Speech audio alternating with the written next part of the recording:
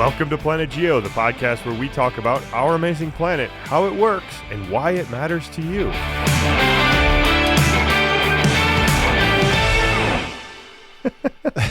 Why do you always do this? Every time you hit the button, I know. You just get this happy grin on your face. You know what I do? Well, first of all, because I'm excited to be recording Planet Geo with my good buddy Chris Bullhuis.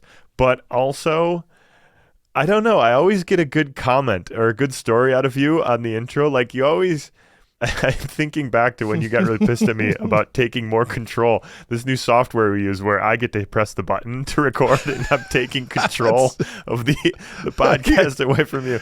So that's what I was giggling about right now. You're slowly diminishing my role in this, like it's bit by bit. And you know what I'm going to do, pretty Chris? soon I'll just be your little sidekick. And if you ever call me, hey, my little sidekick Chris here. Yeah, Chris can come in. Then we're done. I'm going to break up with you. I think what I might do, Chris, is I might take all the audio content because, I do some of the editing around here.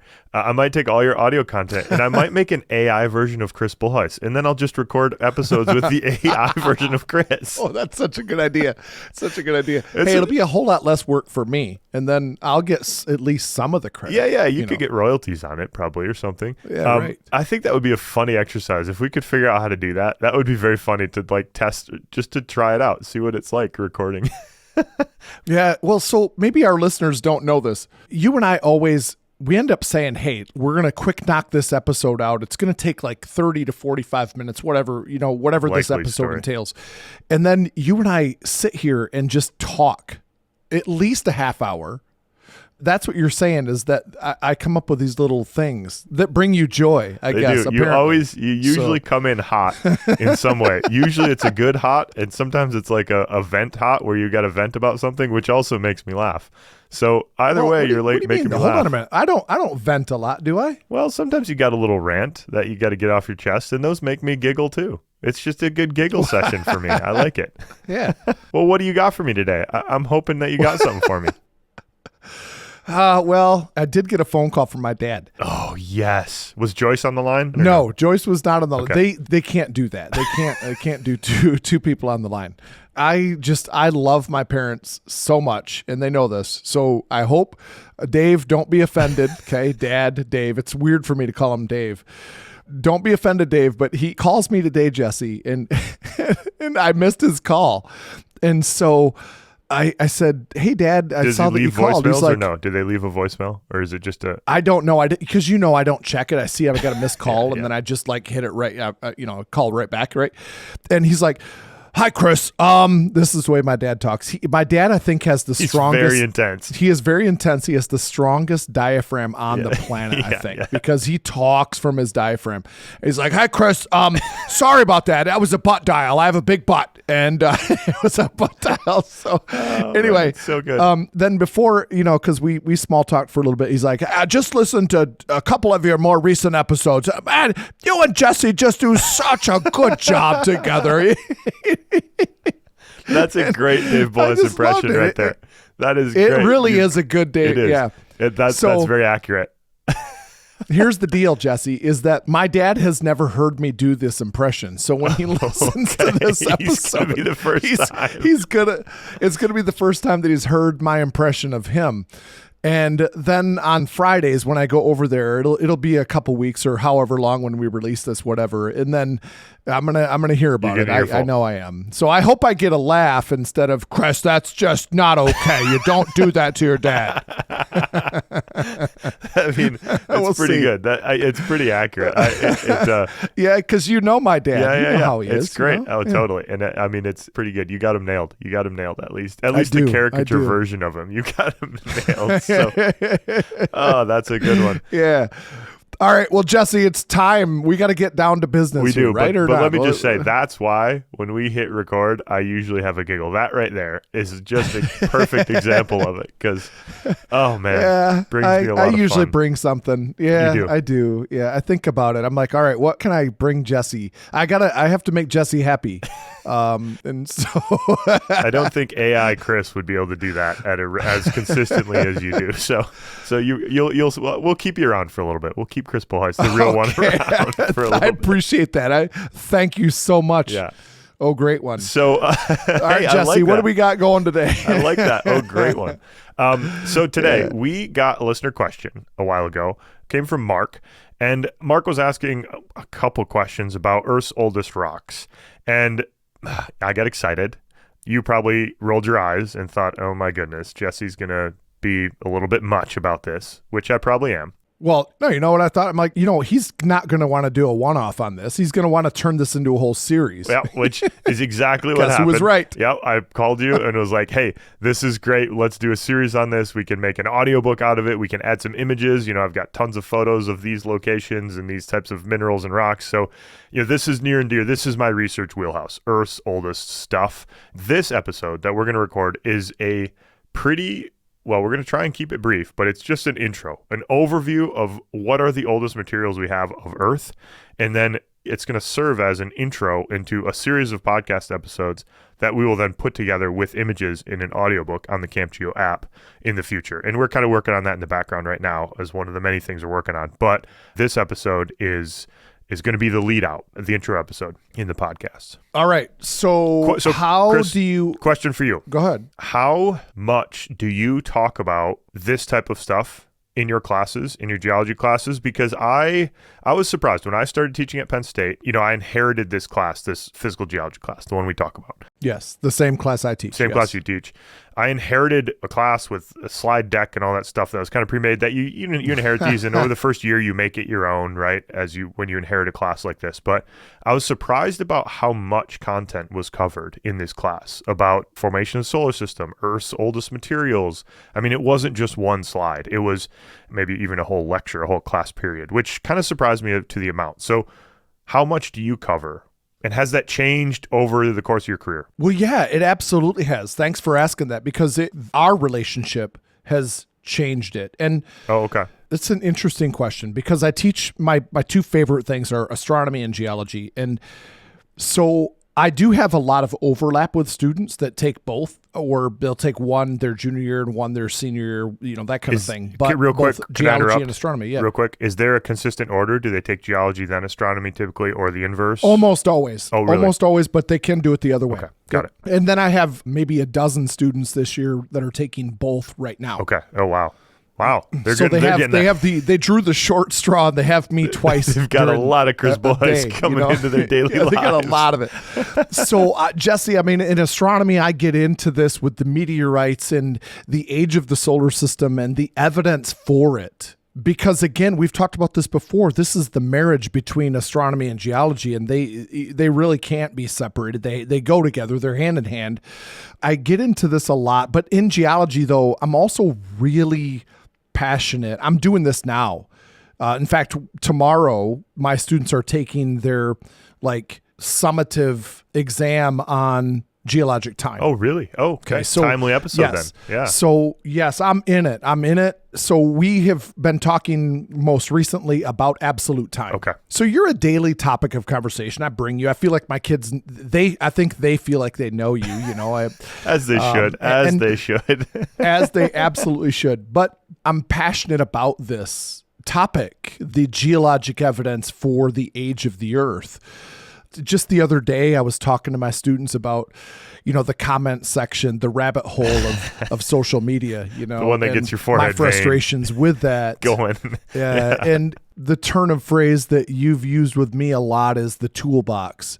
Geochronologists have this really diverse and expansive toolbox to use. And so I talked a lot about the misconceptions that surround geochronology. It's fun when you have students that come up to you after class and give you a high five on their way out. They're like, that was awesome, and it's just, I don't know. I'm passionate about it. That's why you do it though, That's right? It's those interactions. It raises the hair on your skin a little bit, It does. It makes it you feel does. good. Totally. Passion is contagious, and this is something that I'm definitely into. So as much as you like to give me a hard time for rolling my eyes at you wanting to do this, this is something that I love this stuff. And so I can't wait So we need to get into this. That's right. We will not turn down a good listener question. And if we haven't responded to your listener question, it's just because we're thinking about it, we're stewing on it. It's not because we think it's a bad idea. We've taken a several actually recent listener questions and are kind of making them into series. So let's, for this intro chapter, I think, Chris, the goal here, because I need to keep myself constrained and you constrained as to what we need to cover. Let's just talk briefly about where the oldest rocks and materials are, what they are, where they occur, and what their ages are. And we're going to go through the first maybe 700 million years of Earth history, which is actually... That's the Phanerozoic, that's like animal life on Earth. So this is no small amount of time, but what we want to convey is how few samples we have from this first 700 million years of Earth history. I think that's kind of the goal, and so we'll work from start to finish, maybe, or beginning to more recent. Is that the trajectory to go? Yeah, absolutely. So we're going to try to frame this and say, all right, well, Earth is 4.568 billion years old, which, by the way, I think that's impressive. I mean, this is very different from even when I first started teaching. It was like the Earth is 4.54 billion years old. But to take it down to 3 decimals, and, you've said this before that, hey, that million years is important. And that's a powerful statement, and I couldn't agree more, because a million years is a long time. And in geology, we just throw it around flippantly, and we probably shouldn't do that. So we're going to take that 4.568 billion year old Earth, and we're going to kind of reference back every now and then to, let's put this on a year time scale. So we're talking about, this is 12 a.m., January 1. This ball is New Year's has dropped. Yeah, yes. Everybody's kissing. That's right. Okay? That's right. Champagne is everywhere. That's the start. And let me just say a word about that, Chris. We made an episode, probably 2 years ago, on the age of the Earth, and we think we called it something like Age of the Earth and How to Build a Planet. That's a really fun episode that, if you want to know more about what that 4.568 number comes from and what it means, that's a good episode to go to. But that's a number that comes from meteorites. So we don't have any rocks from Earth from that time period, obviously. Hold on. Why is that obvious? Why is that obvious? Good question. I mean, because we've talked about this aspect before. That very first Earth stage was violent. It was building a planet. That building a planet by accretion, meteorites running into each other, planetesimals running into each other, moon-sized bodies smashing into each other, and gradually building up a big planet. That took 50, 60 million years by some estimate. The process of building Earth took a while, but we have like solar system solids at 4.568 billion years. That's right. And for the listeners, if you take a rock that, let's say, cools and crystallizes from magma and nothing happens to it, that's very easy to date. But what you're saying is that during this early time, the first 700-ish million years of Earth's history, we were getting smacked by massive objects, many objects, which caused Earth was resurfaced. The whole outer shell of the planet was melted again several times. And what that does is it resets the clock. It's starting over again. The radiometric, the geochronology clock of that rock is reset at that time. So we'll never find a rock that is 4.568 billion years old on Earth, because all of the superficial rocks had been resurfaced several times during that time. Very nice Segway Award nominee there, Chris, because another event that we need to talk about is the moon forming impact. And so the moon formed by, Theia, this thing that we call Theia, this Mars-sized body hitting Earth, smacking Earth, throwing a bunch of material out into orbit around Earth, which then accreted to form the moon. And we don't know when that happened. So 4.568, again, that's 12 a.m., January 1st, the ball is dropping. If we go to the moon forming impact, there's 2 kind of ways to think about dating that event. You can put a minimum age on it. And Chris, how do we just generally think about that? Well, how would we put a really firm minimum age on the age of the moon forming impact? Well, we have lunar rocks, and we can date those and get a minimum age based upon those rocks, because those lunar rocks are simpler than Earth rocks, because we have plate tectonics that's going on too. And so our rocks are continually being recycled in the rock cycle. And that doesn't happen on the moon, and it really never has. And so we're able to get this like minimum age. We just don't really know when the maximum age is. That's right. And that minimum age, so the youngest that the moon forming impact could have occurred, we have rocks on the moon that are 4.35 billion years old. And in our calendar, that would be January 16th. So about half a month, right? That's crazy. That's so good. That's I love the that. youngest that the moon forming impact could have occurred. We also actually will talk about this next. We have mineral grains, individual mineral grains from Earth that are broadly the same age, that 4.38 or 4.35 billion years old. There are people who've made geochemical, and these get really convoluted and really hard to visualize on a podcast. These are kind of isotopic tracer systems and convoluted geochemical arguments that some people have argued that the moon forming impact could be as old as 4.55 billion years old, which would be January 2nd on our scale. So this is a big debate. And I think this example shows why it's a big debate. Like, we don't know when the moon formed within half a month of, Earth history calendar year. Right. But here's the deal, Jesse, is that the difference between 4.55 billion years and 4.35 billion years is 200 million years. I know. Let's not forget that. That's a lot of time. So, Jesse, that is, the dinosaurs met their demise 65 million years ago. That's 3 times longer than that. It's a great point. So this is not an insignificant amount of time. And Chris, this is one thing I struggle with when I talk about this in a grad level class or upper level class when we start really talking about this content. Is I don't have a good way of conveying this because the numbers don't do it justice. If I say 4.55 and 4.35, you the listener out there, think of that as basically the same number, right? But actually, pretty close. It's 200 million years. That was beautifully said. 3 times as long as when the dinosaurs used to roam the earth. Like, that's a huge amount of time. But it is interesting, and I'm going to get another segue award here because it is interesting. I feel like I need a double fist bump for that. You're gunning for the segue award here. The oldest zircon grains that have been found on Earth are about, 4.38-ish billion years old, right? So we haven't found anything older than that. And that kind of, to me, and I'm not I want to know entering the research arena on this, but I mean, that lends credence to the younger age as opposed to the 4.55 billion. Excellent. I was going to ask you what you thought about that. Does the overlap or the similarity between the oldest mineral grains we have on Earth and the oldest rocks on the moon, does that resonate with you as like convincing evidence for a younger, quote unquote, a January 16th moon forming impact, not a January 2nd moon forming impact? And you're saying yes, I think. Is that right? To me, it does. And here's why. Because both of them would have been molten because of this impact. The entire surface of the Earth would have been resurfaced. It would have been entirely molten. And so you should see the oldest materials found on each of those planetary bodies should be very similar. Yeah, that's exactly right. Yep.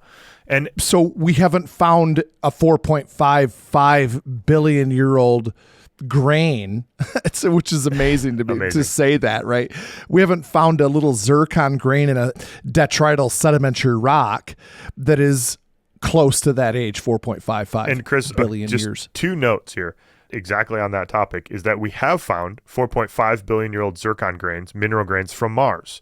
We don't have a lot of pieces of Mars, but we do have a single piece that has a very old zircon grain in it. That's 4.5. So Mars doesn't have a moon and didn't have this moon forming impact, and there are samples from that age, right? So we might expect to find some that age. And the second point, let me just say the second point here is that it kind of, this discussion, the difference between 4.55 being January 2nd, 4.35 being January 16th, I think it highlights why researchers spend a ton of time and argue a lot about trying to find even little fragments of mineral grains that are older than 4.35 or 4.38. And there's a recent paper published from the lunar zircons where they found a core of a zircon that might be 4.42 billion years old. So that's a big deal. That's a big difference, actually. And so it's important. What might seem like a really minor niche scientific debate actually is a big deal when we're talking about this timescale. Yeah, I have a lot of thoughts swirling around in my mind about that possibility of an older grain on the moon. Well, look, here's my thought, right? Or one of my main thoughts that's just kind of whirling around is that couldn't that have been something that was brought to the surface later from deeper down, which could be older, it's a really good question. And I think my answer is going to be probably not, although certainly not, definitely not, I guess, if that makes sense. The people who model, who like try and understand what are the physics that created the moon? Like, what did this impact look like? What happened? How did the debris that got scattered out around the Earth, how did that coalesce into the moon? There's a whole bunch of different models. Many of them are really hot. There's good evidence that the moon was a magma ocean body for a long time. There's good evidence for that. So probably the moon was totally reset. Like all the material was totally melted when the moon formed. So we wouldn't have any mineral grains preserved from before the moon. So therefore, the oldest grain is the youngest age for the impact event. But there are ways out of that argument too. So yeah, it's not like a perfectly 100%. This is like mental statement. Gymnastics for me, and it's I like this. Yeah. Well, okay, Jesse, then let's talk about the oldest fragments on Earth. And basically what we're talking about are these exceedingly rare little tiny zircon grains in a sediment. So in other words, these are clastic, or these are detrital grains that were weathered out of a rock, let's say probably a granite, right? They were eroded, transported in probably an ocean basin. And so like as a sandy shale or a sandstone, something like this. So they're not found in the original host rock in which they formed. Can we talk about that real quick in terms of why are they found in detrital grains or these fragments of pieces of rock, not the original rock that they came from? It's a very good question. Well, this is the mineral zircon, so it's really robust. It's robust to chemical and physical. It's super tough, both physically and chemically, which means that it ends up in sand. If you go to beach sand, if you scoop it up. It's a lot like quartz. It's a lot like quartz. You're going to find this mineral in that sand, most likely. So it can survive a bunch of sedimentary cycles, whereas the rock gets broken down. So if you have a granite, the granite's going to crystallize maybe 0.5% or less than that of the granite is zircon. Most of those minerals, 99.9% of the minerals in the rock are going to break down, but zircon won't. So zircon will survive, and it can survive multiple sedimentary cycles. Only the strong survive. It is the strongest of the strong when it comes to sand. And so that's one really good reason for that. But it's also a downside because a single mineral grain cannot preserve as much information as a whole rock could. So there's a ton of debate about these zircons, and you'll hear these referred to colloquially as the Jack Hill zircons or Australian detrital zircons. Like they're different names for them, but they come from the Jack Hills region of Australia. There's like a outcrop that has a bunch of these grains in it, and it's actually in a conglomerate, kind of a coarse grain conglomerate that's been metamorphosed. But the conglomerate age is about 2.7 or 2.8 billion years old, but it has over 4 billion year old zircon grains in it. And those zircon grains, one of them goes up to 4.38 billion years old. So we'll have a whole discussion about these grains later on, but I think that's probably enough for now, is to say that the oldest pieces of Earth are detrital mineral grains found in a much younger sediment. That again, Chris, is about January 16th, January 17th, something like that, ballpark. Yes. Okay, so I don't know if you contradicted yourself with this, because we know that some of the oldest rocks on Earth are 4.25 billion years old, but that's up for some debate though. So how does that rock outcrop that we find in Quebec compare to the Jack Hills stuff in Australia? So this is from what's called the Nuvuagatuck Greenstone Belt up in Quebec, northern Quebec, on the shores of Hudson Bay. Don't ask me to spell it. It's a word I misspell all the time, and Microsoft Word has no idea when I type this in. Jesse, I'm sorry to interrupt because you're in a flow, I can tell, but can you really quick say what a greenstone is? I feel like that question has to be a part of Yep, great question. This is a metamorphosed. Because we have this up in the Upper Peninsula in Michigan, and it's a very important rock. Very important. It's metamorphosed basalt. It's basalt, or in this case, ultramafic rock that was erupted under the seafloor, was hydrated by that water, and then was metamorphosed. So it doesn't look like a basalt now, but it's a green basalt. Kind of does. It's got a smearing of chloride on it. Exactly. That's the first really super old rock I took you to when you were a student that's of right. mine. That's right, up there in the Mid-Continent Rift. So these rocks in northern Quebec, the rocks themselves are argued to be 4.25 billion years old. And there's definitely some debate on this. It gets into the details of some pretty deep isotopic arguments that we'll cover in the episode that we talk about these particular rocks. We'll go through the logic there. But suffice to say that there's a big amount of debate about this. The rocks are at least, the youngest they are is 3.8 billion years old, but there's a significant group of people who argue that they're 4.25 billion years old. I myself, I'm about 3/4 convinced that they are 4.25 billion years old. There's multiple ways to explain you really the are. data. That's amazing. So have you seen them? Like, have you been to this outcrop? I haven't been up there, but my former postdoc supervisor was one of the people who worked a lot on these. And so I have samples of them in my office at work, actually. But it's funny because I don't seem to have one. yeah, okay. That's fair point. I don't seem to have one of those samples. Or you're hoarding. Fair point. Jesse, Fair point. And yep. that is fair point. We need to remedy that. I'll work on that. I'll work on that. Definitely. All right, please do. All right, so these are originally mafic rocks that got metamorphosed into what I call a metabasalt often. That's right. Or greenstone. Okay, this would be at 4.25 billion years old. That'd be January 25. So we're almost the end of January. Let me just say one real quick thing, Chris. The difference, we've moved into talking not about individual mineral grains, but the rock itself. Like you pick up a rock, all the minerals in that rock are old. As opposed to you pick up a rock and just one mineral grain in that rock is super old. So that's the distinction here. Sorry. Good point. January 25th. So we know for sure, though, and this is your like research, this is your wheelhouse, that we have rocks that are 4.02 billion years old. And this is the Acosta gneiss up in the Northwest Territories of Canada. They have these zircons in them. And these have been really well established, right? They've been dated at 4.02. Real quick, Jesse, what's the range? 4.02 to what have you found in these zircon grains? Yeah, that's a good question. There's a bunch of grains. Any igneous portion of a zircon grain will be 4.02 billion years old. There will be metamorphic zones. So some of the outer rims have the rock has experienced multiple metamorphic events, which we will talk about in a later episode when we talk about which means basically that it gets reset, right? Exactly. Yep. You get new mineral growth, kind of a shell of new growth on the outside. That stuff is 3.3 billion years old, all the way down to 2.9 billion years old. And it's a babe. Yeah, exactly. Super young, boring. But the zircons in them, there's very little debate that these rocks, the rocks themselves, were initially a magma. That magma crystallized 4.02 billion years ago. And these are the Acosta gneisses, and this would be February 12th. So we jumped ahead into February now, February 12th on our geological timescale. So, and for a long time, up until about 2005, these were the oldest rocks in the world, without a doubt. And then in 2008, the debate about these Nouveau Agatok, these metabasalts, this greenstone belt package kind of came on the scene. So for a long time, we had no rocks for the first month and a half of Earth history. And now we maybe have one from the first month and a half.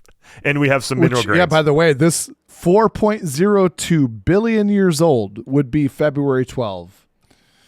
Wow. It's pretty impressive. That's amazing. So, Jesse, what are the oldest sediments that we have on Earth? So this goes back... It's a really good question. We don't have many sediments from the early Earth. Let's say that out front. And we talked about this in previous episodes most recently. But the oldest sediments that we know for sure are sedimentary rocks are 3.8 billion years old. And these are... Yeah, because hold on. I'm sorry. I got to interrupt because I think we need to make the point. We're not talking about the grains in the sediment. We're talking about the rock itself. Okay, because earlier we said that we found zircon grains that are 4.38 billion years old. That's the grain in the rock. That doesn't speak to when the rock was laid down. Now we're talking about the rock itself. Exactly. That's a really amazing, important distinction. Jesse. Really important distinction. So 3.8, these are in southwest Greenland. They're called the Isua supracrustal belt. You'll see that word Isua or Southwest Greenland.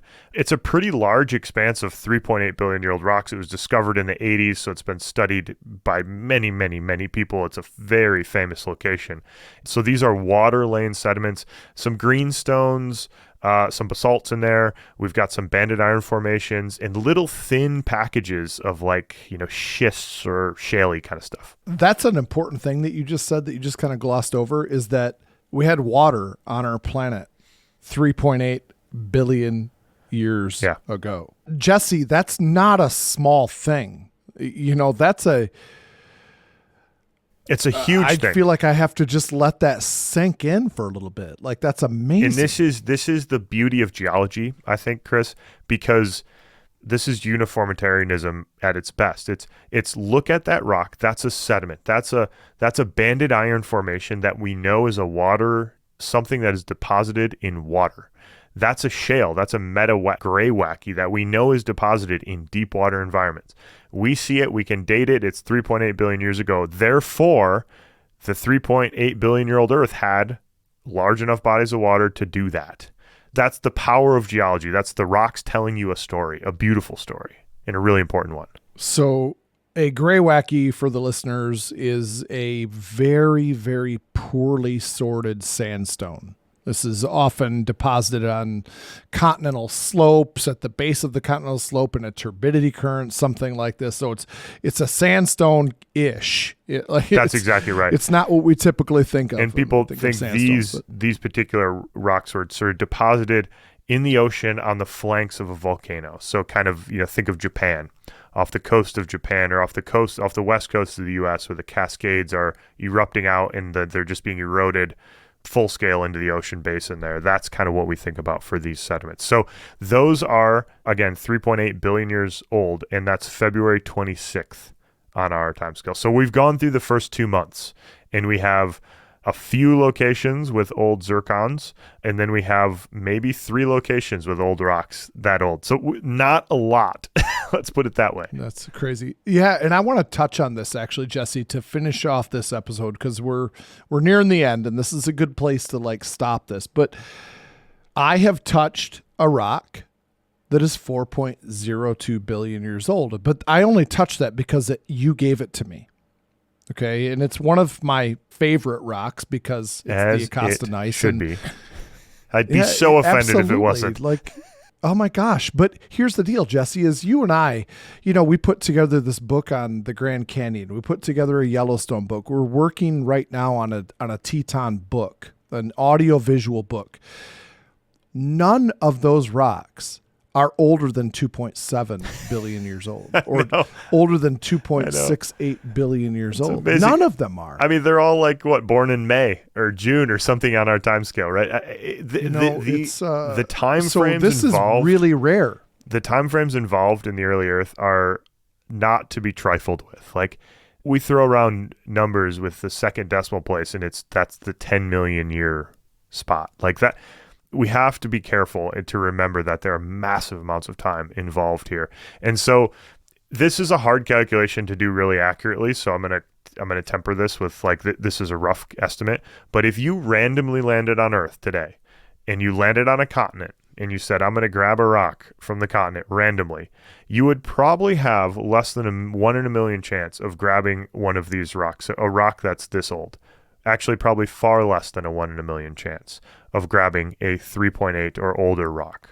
Ooh, hey, this is, I think, a good way to end the episode, Jesse, is with a question to our listeners. If you were going to go and find an old rock, the oldest rock, okay, where would you go? Would you go to the oceanic floor, the oceanic crust? Would you go to the edge of a continent? Or would you go to the interior part of a continent? 3 choices: ocean floor, edge of a continent, or middle of a continent. Okay. While our listener is thinking about that, what do you... Is that a good question? That's a great question. What do you think? It's a great question. Yeah. And do you ask your students this? Because this idea just popped into my head. See, I'm a genius. So Okay. Okay. Piece of evidence number 3 that Chris is a genius. So tomorrow, try to ask your students this tomorrow, and I want to hear what you get back, because this is actually an unbelievable. It's not even about the Earth's oldest rocks. It's about how does the Earth work? This is a question, a really fundamental question about how the Earth works. So the correct answer should be that you go to the interior of continents, because the interior is the oldest part. All the young stuff, all the new events are happening on the margins of the continents. So new volcanoes are popping off on the edges of the Ring of Fire and all the edges of the continents. The interiors are usually where the old rocks are. And those interior, what we call cratons, which we'll get into later, those usually have pretty low relief. So they're like the Midwest, Chris, or they're like the Canadian Shield. They're really close to sea level. They don't have a lot of mountain building activity. They've been insulated from tectonic reworking for billions of years, which allows you to preserve these signals. Whereas if you go to the moon and you say, hey, find me an old rock, you're probably going to go to the lunar highlands, but they're everywhere. Like you can kind of pick a spot, you're going to have some chance of finding old stuff, mostly. That's right. But Jesse, real quick, it just popped into my head too. You talk about going to the moon, right? When you look at the moon and you see areas that are not heavily cratered, that means those areas are young. Those areas have been covered with more recent lava flows and after the heavy bombardment era.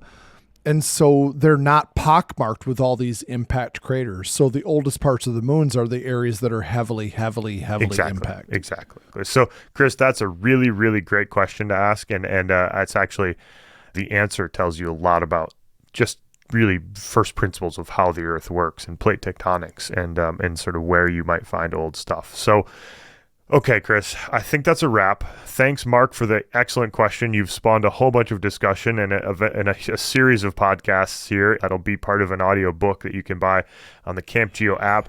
That's our app. It's the first link in your show notes. It's one of the main ways to support us is head to the Camp Geo app. There we have audio visual content for basically the entire class that Chris, you and I teach, the intro level geology class, that's there for free. We have old podcast episodes arranged in a kind of a convenient order for you as well. And you can also purchase access to audiobooks on the geology of Yellowstone, the geology of the Grand Canyon and the Grand Tetons in Mammoth Cave National Park, and a few on Earth's climate as well. So head there. That's one way to support us. The other way to support us is go to our website, planetgeocast.com. There's a link. You can support us there. You can also send us an email with any of your questions. We love getting listener questions. And follow us on all the social medias. We're at Planet Geocast. We love hearing from people in any avenue that you choose. So thanks for listening.